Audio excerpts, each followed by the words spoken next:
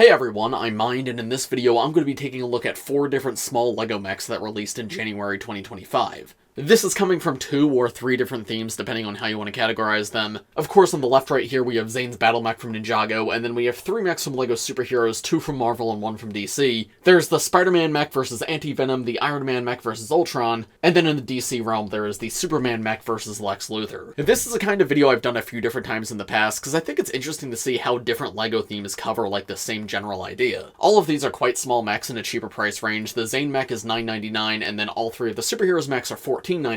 So I want to take a look at them all and see which theme has the best value, which individual set has the best value, and overall, how has each theme improved over the years, because I've been looking at the superhero mechs for a few years now, and I've not been the biggest fan of them. However, I do think there are a lot of genuine improvements this time around. So let's get started. We're going to start with Zane's mech, specifically at the feet and the legs. I really like the design for the feet here. I think it's very unique. Of course, it's such a small scale, there's only so much you could do to like make it different from other sets, but I think especially including like this rounded piece at the back gives it its own distinct identity, and it makes it feel somewhat different to other things that came before it. The legs use like these 2x3 detailed slope pieces in black, and you'll see a lot of the mechs actually use the same exact part. It's just a generally useful piece for providing a lot of detail in a very easy way, and I like the translate blue in the center here to represent Zane's element, ice. Posability is pretty great here too. The feet can go really far forward and fairly far back as well. And then there's a good bit of side-to-side motion as well. It feels like everything I could want. Same thing with the entire leg too. Like there's a ton of freedom when moving this. I'll cover overall mech posability a little bit later, but yeah, I just love how many options you have here. Coming to the Spider-Man mech, it's still using these like long, thin feet that a lot of the Marvel mechs use, and this is one of my least favorite things about these mechs. The superheroes mechs basically have 2 feet designs, and every single mech uses one of the 2. I will say I think this is the one of the 2 that I like a little bit better, but we're gonna see the other one with the other 2 mechs. But even though this is the slightly better one, I still don't really love it. Visually, I think it looks fine, like it's neat to have a long, thin foot. It does make it feel distinctly different from something like a Zane mech. And I think for a character like Spider-Man, that kind of makes sense. He's very agile, so it makes sense for the feet to be like long and thin. My issue is just the way this connects. The posability is incredibly underwhelming. Like there's a little bit of forward and back motion, but it gets caught up on this slope piece back here. And then there's quite a bit side to side too, but I don't know, that doesn't do a ton for me. It's also very easy to accidentally break the foot off when you're just trying to bend it forwards. Because I have covered so many Ninjago mechs, I see how easy it is to do like unique feet designs that are actually posable, as we just saw with the Zane mech. So seeing Marvel still stick with this foot design after so many years, I don't know. I guess it is part of the theme's identity because they have stuck with it for so long, but I would really love to see that changed one day. Then the legs on this mech are a little bit longer than the legs on the Zane mech. They use the SCCBS limb pieces originally introduced in Ninjago, and I do think these work really well for small mechs. They use the Nexonite shield pieces for detailing here, which fits with these pieces really well, and I like the variety in color for Spider-Man, using both the red and the blue. And this tooth piece attached to the bracket is an interesting way to add texture. And we have these rounded plates on the insides of the legs too. This is nothing like especially unique or complex on the legs. It is very simple, but that's also kind of what I'd expect it to be. It's a little $15 set. I think it looks good though, and it effectively communicates Spider-Man. Posability on the legs here is fairly solid. I wish there was a little bit more forward. It does feel like it gets a little bit restricted when you try to move it up too high. However, you can bend the leg out to sort of mitigate that a little bit. And backwards motion is very similar. It doesn't get stuck, but it has to get splayed out a little bit if you want to move it back too far. And that's really just because of where the ball joints are connected on the waist. Coming to the Iron Man mech, he uses the other superhero's foot design, and this is what I mentioned is the one that I dislike the most. It's this too wide, very flat foot, and I think it's visually uninteresting. For posing, it's not the best, and I don't think it makes for a very interesting build either. It also really doesn't feel robotic at all to me. Like on the Zane mech, that felt like the feet of a robot. These, I don't know, the shape just feels unnatural, and again, it's a thing they've been doing for years, but it feels like they've improved a lot of other parts in the mech, so it's a shame to see the feet are still like this. Those criticisms aside though, the biggest thing is the posability, because it is just so limiting. That's all you can go forward and back, which for a tiny mech is just ridiculous. There's a decent bit side to side, like about as much as I could want, but yeah, that forward and back motion is incredibly limited, especially when you compare it directly to something like the Zane mech. Like look how much more those feet can move. Now it's important to point out that you can actually improve this a little bit if you pull this bar out of the foot ever so slightly, right? You have something more like this going on, suddenly there's a lot more motion on the foot, and if this is how it was permanently, I would be perfectly okay with this. The issue is, these are the feet of the mech, and there's no way to keep that permanently out, so if you're playing with this, you're moving it around, you're just gonna stomp down, and there you go, the bar's pushed in, and then the motion's limited again. It feels a little silly to consistently have to pull it out if you want to like pose it properly, when other feet designs do these kind of things without issue. And I wouldn't mind this as much if the looks were worth it, but I don't think these even look that good. Like it's just kinda ugly and flat. So yeah, I would love to see LEGO Marvel retire this feet design, and until they do, I'm gonna keep saying this in every single one of these videos that I make. It just feels lame and boring to me. Anyway, the rest of this is built in the same style as the Spider-Man mech, but there's some difference in the texturing. Again, there's the SCCBS limb pieces, but a big thing here, they're actually in gold.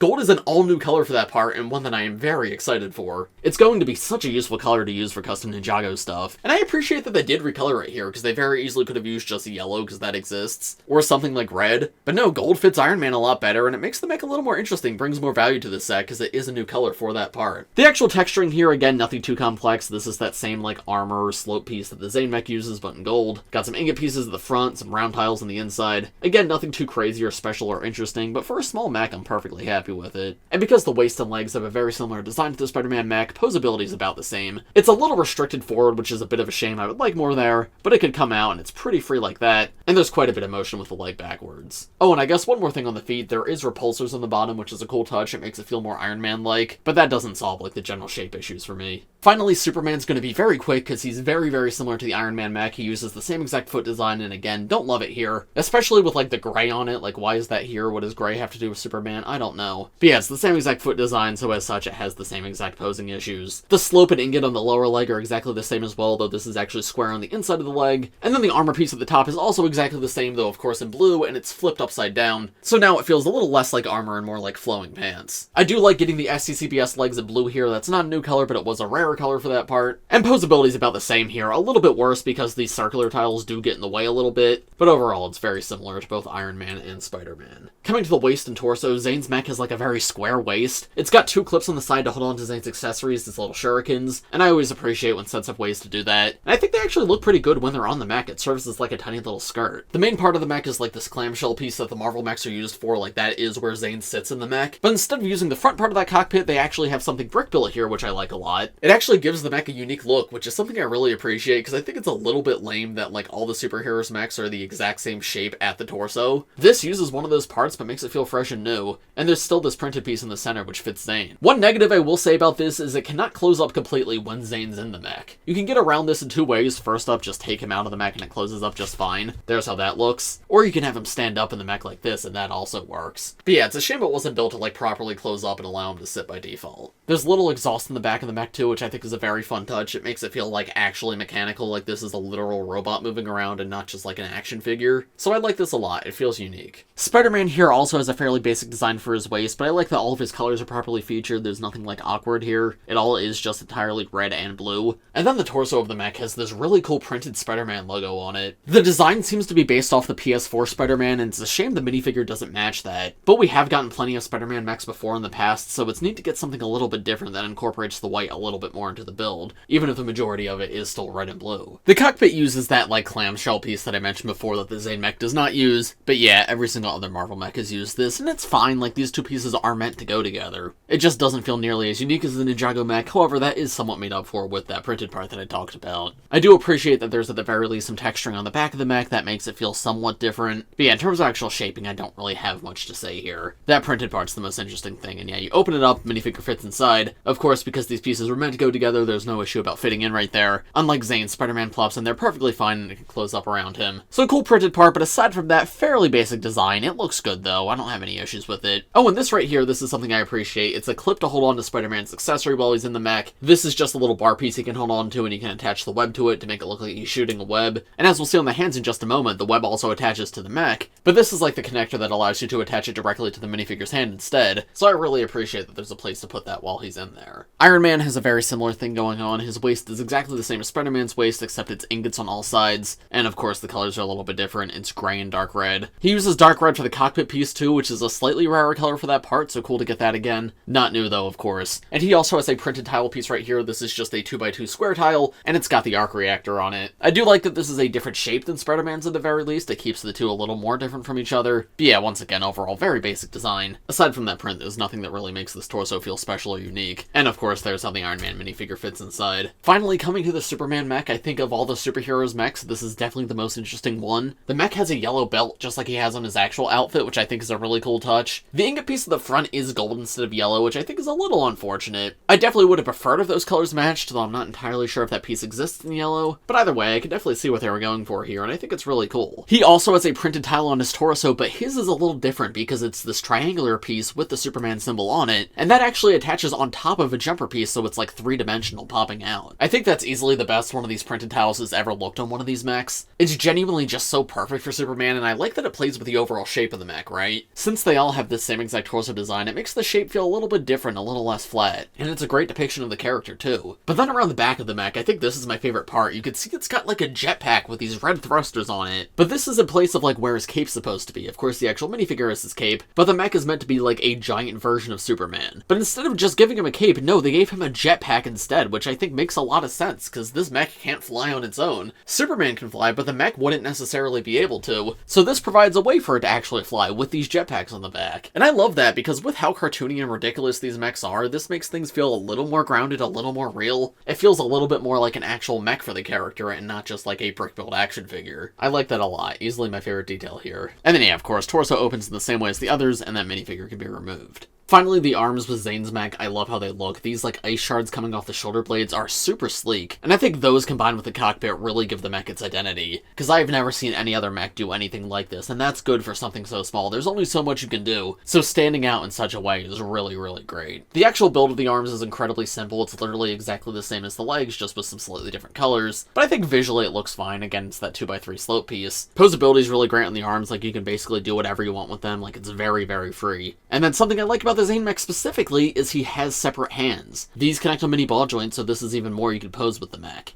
They have clips at the end to hold on to accessories, and of course they're these giant swords by default, and you've got one of them in each hand. So with all that combined, the mech feels very dynamic and fun. Moving to the Spider-Man Mech, again, the superheroes mechs all use the same basic designs for the arms. There's the SCCBS limb pieces, which as I've said, I love, and on the Spider-Man Mech, they're actually blue, which it's kind of neat to see different colors for the arms and the legs, because I feel like we've not seen that with a lot of these mechs. Typically, the limb pieces in the sets are all entirely the same color, so that makes this one a little more unique. But yeah, the superheroes mechs all go for this same, like, hand approach. They use these mech finger pieces, and you got 3 of them at the front and then a thumb back here, and those can each be posed individually. I really love this piece at the shoulder. It's like the mudguard piece. I think that adds some really cool texture. But aside from that, there's nothing too special going on here. I think especially the lower arm feels very flat to me. And then if we look at the other arm, it's a little more interesting because it can actually shoot webs. It comes with this whole attachment and this newer web piece that can actually hold a minifigure inside. And I think it's really cool. It's not the only set that this piece comes in, but I quite like the way it's integrated here. Movement on the arms is fairly solid too. Like, it has the range of motion I'd want for the actual arm. The only unfortunate thing here is there is no separate hand. The hand is a part of the arm, so as such, there's just less you can do with this in comparison to something like the Zane mech. It's not the end of the world to not have separate hands, and I don't think it's always needed, but in something like this and a mech so small, I definitely would have preferred if that was here, just because it would give you more options or to make the mech feel a little more alive. You are a bit limited by having to move the hands with the arm. Iron Man mech uses the same basic structure, so of course posability and everything is basically the same, but this one was designed to be a good bit bulkier, which I quite like because Iron Man does literally wear armor, so it makes sense that his mech would also be quite armored, and the lower arm definitely looks a lot better on this one compared to the Spider-Man Mech. Not nearly as flat, it's got this slope here instead. This hand has a repulsor on it too, which is a very cool touch, while the other hand is slightly different. Instead of a hand, it has a double stud shooter,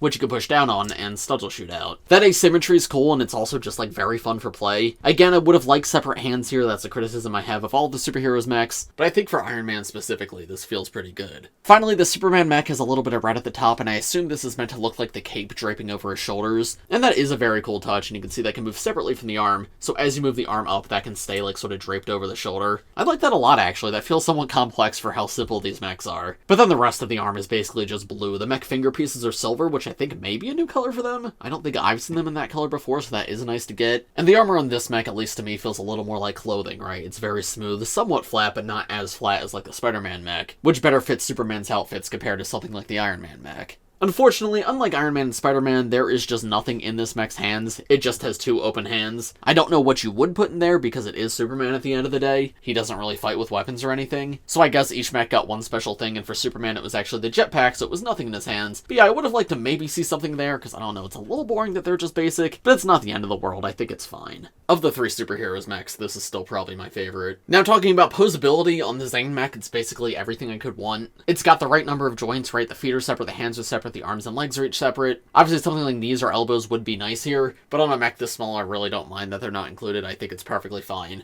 I think this mech is very expressive and fun for a $10 build. Also, I didn't point it out before, but this mech can move at the waist, it can spin 360 degrees, and in fact, all of these mechs can do that. I guess that's why I didn't point it out, because it was nothing special, but it is a very cool thing that it can do, and leads to more options for posing. The lack of hands and reduced motion on the feet is definitely a little more limiting on Spider-Man, but even still I've been playing with this, and I think there's a lot of fun ways to pose this one. I would like a bit more, but it's not bad. I'm fairly satisfied with it. But then I will say the feet on something like the Iron Man mech feel incredibly limiting. Like, you can have him back in a walking pose like this or something, but no matter what I do, the mech just feels so rigid. And it is a kid's toy at the end of the day. This is not the kind of model that LEGO's designing to put on a shelf and look beautiful forever. It's meant to be played with. You're meant to have fun. But I don't know, compared to the Zane mech, and even compared to the Spider-Man mech, it just doesn't really feel like there's much here. This still has the posability issues I've had with plenty of previous LEGO Marvel mechs. And I'd really like to see them change that. The big thing is the feet. Just please give us more motion on the feet. I hate this feet design. And then I think separate hands would help things too, though it's not as necessary. And then yeah, because Superman has basically the same exact feet design, he's basically the same exact deal as Iron Man, it's like fine, you can do some things with him, like I could do a sort of takeoff pose like this, but it just feels like there could be so much more. Now I want to touch on the minifigure selections in these sets. I'm not going to be going super in depth here, but I just want to talk about what they come with and like how interesting these figures actually are. For Zane's mech, there's 3 different minifigures: Wildfire, Zane, and Drix. When this set first came out, both Drix and Zane were exclusive to the set, however they have since come in other sets, but this is still by far the cheapest way to get them, and this set did introduce them, so they are still new minifigures for this set. Incredibly detailed though, like Zane especially is one of my favorite minifigures of this year, and I really like Drix too. Wildfire's a great minifigure as well, but she's come in sets before. For a $10 set though, I'm incredibly happy with this minifigure selection, like there's not much I'd change. Fairly standard minifigures in terms of actual printing though, like while they're super detailed in terms of actual design, no like weird surfaces are printed or anything, no arm printing, no leg printing, no dual molding or anything. They are just very detailed regular minifigures. The Spider-Man mech in comparison comes with 2 minifigures, Spider-Man and Anti-Venom. Spider-Man is not new, this is just our standard LEGO Spider-Man design we've had for a few years now. However, something interesting about him is he does have arm printing, which is nice to get in such a cheap set. But on the flip side of that, he does not have leg printing, so that's something else to keep in mind. Very good minifigure, but also a very common one. If you've bought previous Spider-Man sets, you probably have this guy. I'm glad there's still a cheap way to get him though. And then Anti-Venom is all new for this set, and I think he's a phenomenal one. Really love the face printing, like the yellow eyes and red mouth look incredible. And he's got this super cool torso as well. The back torso print's really nice too. Unfortunately, once again, no leg printing for him, but at the moment he is still exclusive to the set. He was new for this set, and so far he's not coming in any other set, and I don't know if he ever will. So that's something I really like that they're doing, because LEGO Marvel was not doing this in the past. The mechs went up to $15,